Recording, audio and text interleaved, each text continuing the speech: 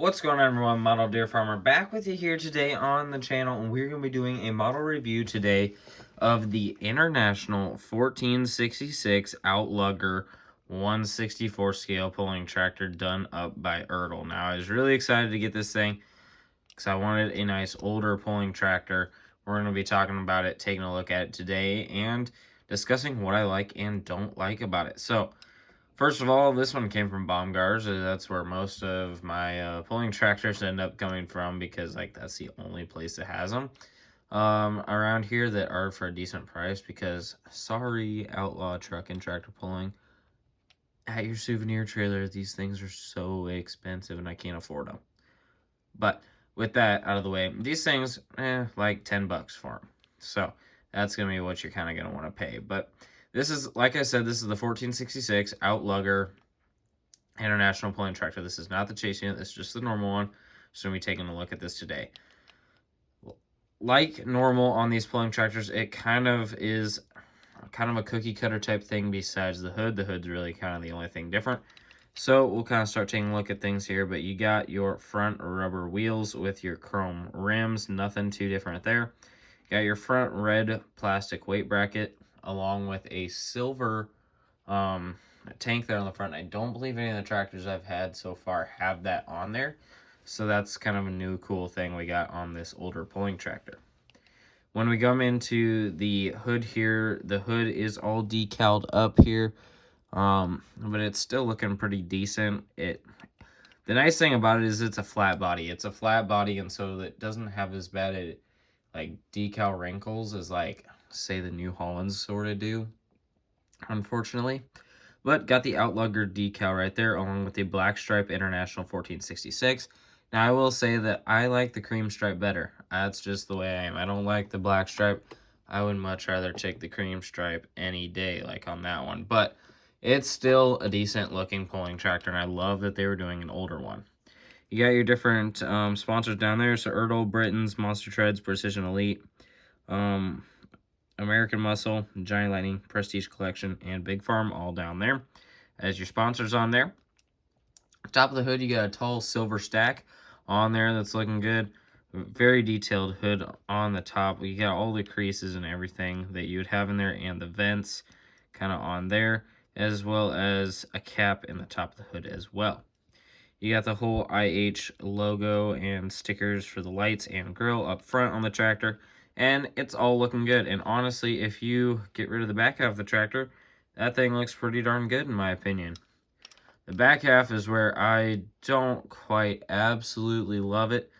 Now, whoops.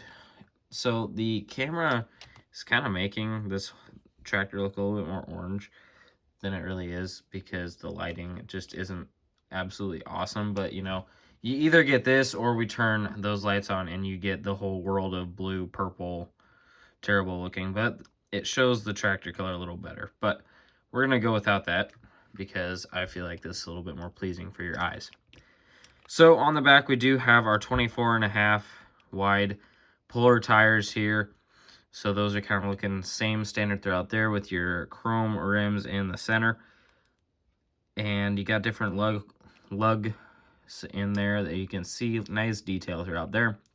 Now we move up to the fenders here. We have the curved metal fenders. Now this is where I would have loved to see them do something different, but I realize it would have required them to change their casting because the fenders are the same part as the bottom. But you don't see curved fenders on these old tractors. If you go to a tractor pull, you obviously got straight flat fenders like what would actually be on these tractors in real life.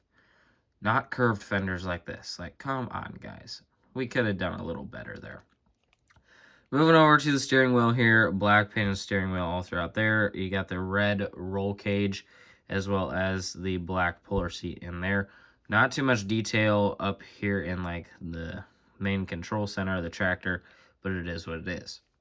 Moving to the back here. Pretty plain back, if I'm being completely honest, but that's how it is on all of these pulling tractors.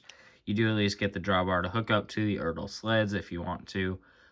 So pretty decent tractor. Like I said, love the front half of this machine.